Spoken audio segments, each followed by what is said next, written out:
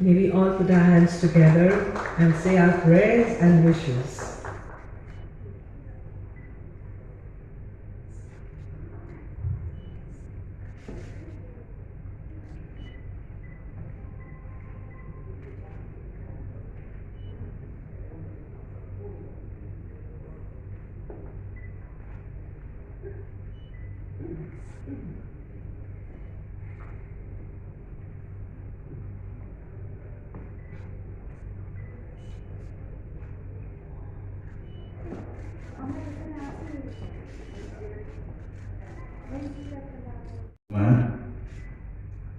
Mr. Ashish Anupam, Vice President, tatasteel. Mr. Vivek Singh, Joint Managing Director, Procam International. Mr. Prashant Saha, Regional Director, tatasteel. And my very dear friends, artists, and ladies and gentlemen. I'm extremely delighted to be here to inaugurate this art camp. It's very appropriate that this art camp starts in Kolkata, the cradle of Bengal School of Painting. We remember with respect and reverence Abanindranath Tagore, Nandarlal Bose, Jamini Roy, really created the Renaissance in art in the 20th century. Going back to the motifs and the traditional styles of India and instilling or inculcating patriotism and nationalism through the paintings. The Bengal school has done human service to art in the country and also to the whole world. And when I speak about art, I'm not an artist. I'm not a painter. As T.S. Eliot said, I am no Prince Hamlet, nor was meant to be. I am no Prince Hamlet, nor was meant to be. I am an attendant lord. I am not a painter, I am not an artist. But I happen to write a book on Indian art, in which the book is entitled, When Colors Tell the Tale. When Colors Tell the Tale. Basically focusing on Picasso, Imam Hussain, Raja Ravi Verma, and of course Michelangelo, a 25-chapter book which is going to be released very soon. I just remembered it incidentally on this occasion where we have this art camp here. You know, when I think of art, somehow in my mind, the two characters who emerge are Raja Ravi Verma and also Michelangelo. We all some of us might have seen on the walls of the Sistine Chapel in Vatican, the great paintings by Michelangelo. So Michelangelo was once asked, how do you create a Pegasus from a marble? Pegasus, you know, is a mythical winged horse. He said it is easy. You leave the Pegasus in the marble and chisel out the rest. How easy it is. Leave the Pegasus in the marble and chisel out the rest. The sculptor can see the sculpture behind every raw stone. That is what distinguishes good art from great art. You know, Michelangelo was not satisfied with anything less than perfection.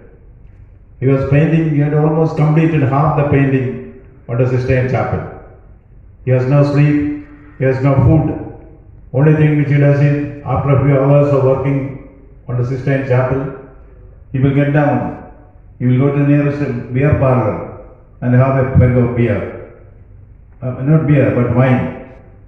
One day, somebody in the wine parlor told the owner of the wine parlor, today's wine is not good. He tasted it, the owner tasted it.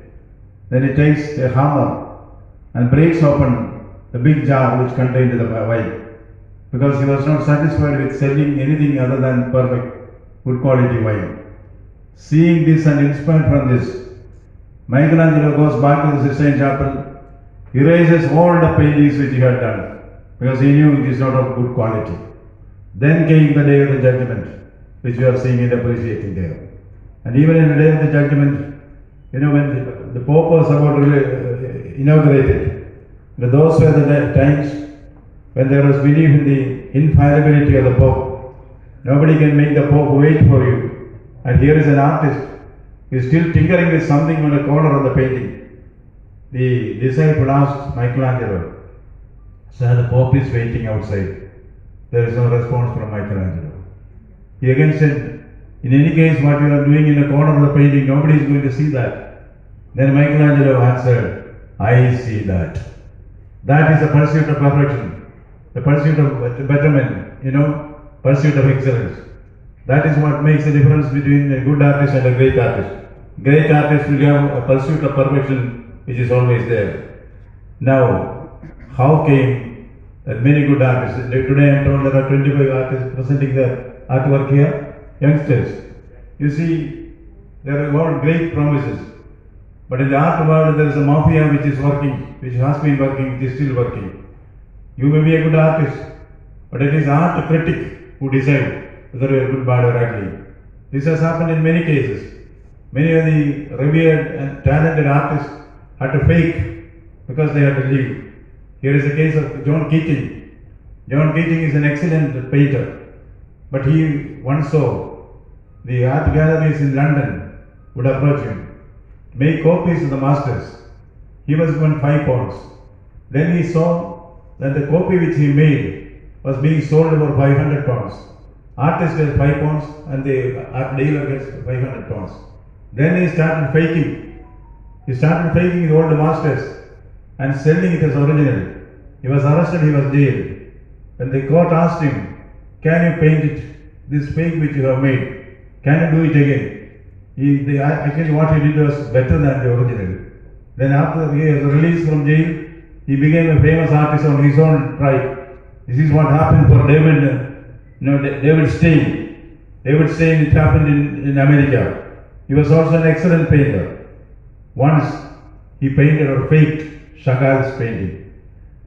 Chagall happens to come to the city.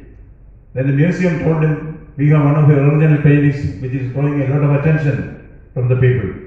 Chagall said, "I have not given such a painting to you." He saw the painting and he knew it was a fake by somebody. That again, that he was also arrested. That is David Stein. Once he came out of jail, Stein also became a great painter in his own right. See, this is what is happening in the art world. The critics decide who is good and who is bad. And in Cleveland Museum, I happen to be Director General of the National Museum of India, so I have some idea about the museums. In Cleveland Museum, there was a great piece of pride which they used to present as their masterpiece. A Madonna, that is something like the Pietà, which is there in the Vatican Museum. Everybody praised it, but later on, it was examined by an X-ray. They found ions of recent origin was there. It was actually a fake done by Ciceno, the artist. Then this brought a lot of shame to the museum that a fake art has been exhibited there. So they changed it. They got, with millions of rupees spent, they got the statue of Athena. That was also faked by the same artist.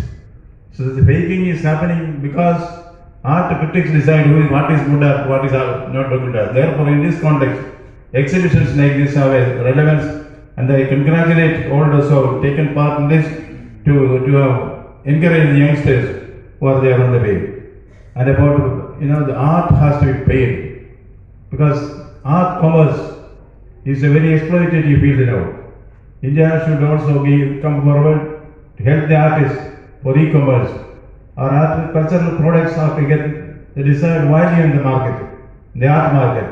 There's a lot of exploitation thrives there. Certainly the Raj Bhavan will be open for art exhibitions. Not only this way, any youngster who wants to present his art, certainly the Raj Bhavan will give a lot of support for this. And about army officers, we know army is not there only for doing their martial duties. There are so many great artists, particularly battlefield art. See, many of the campaigns which we led have been there, the sketches and the paintings made by the Javans and other officers there. And we have great General Jacob, who has contributed a lot to the literature. So army is not just an army which gives us protection. Army is also a unit which encourages art, and I congratulate them for that. Now, I do not want to continue my speech. I would like to repeat something, particularly with the army officers here. Army has always been very nice to the governor here. Whenever I need the helicopter, when I need the chopper, when I need the aircrafts, I get it. One day, I told them a story which I would like to repeat here.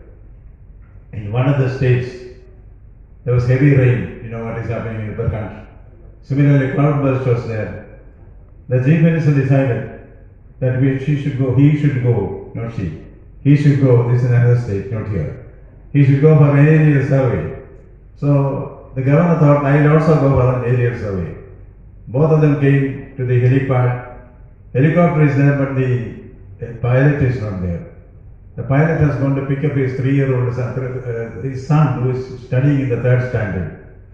When the pilot comes back with the child, he sees the CM is there, the governor is there, chief secretary is there, DGP is there. The chief minister told the pilot, we have to go for an aerial survey, so please start the helicopter. The pilot said very politely, sir, will you please give me 5 minutes? Why? I want to send the child home, then I'll come back. Magnanimously, the chief minister said, let him also come with us, let him also learn these things. So they all got into the helicopter and started flying. Midway, there was some problem. The chief minister, being the leader of a coalition government, knew that some trouble is going to be there. So the chief minister put on a parachute and jumped down. Then jumped down the governor, then the DGP, then the chief secretary. Now, the pilot told his son, the 3rd standard son who is there in the helicopter, son, you please take now there is only one parachute left in the helicopter. You use that parachute and save yourself. Don't worry about that. But the young boy said, no, Papa, there are 2 parachutes here. What do you mean? There are only 5 parachutes and 4 of them have jumped down. There is only 1 parachute. No, Papa, that governor uncle jumped with my school bag on his back. So I request you to kindly teach me a lesson or two so that I can survive as a governor. Thank you very much. Wish you the very best.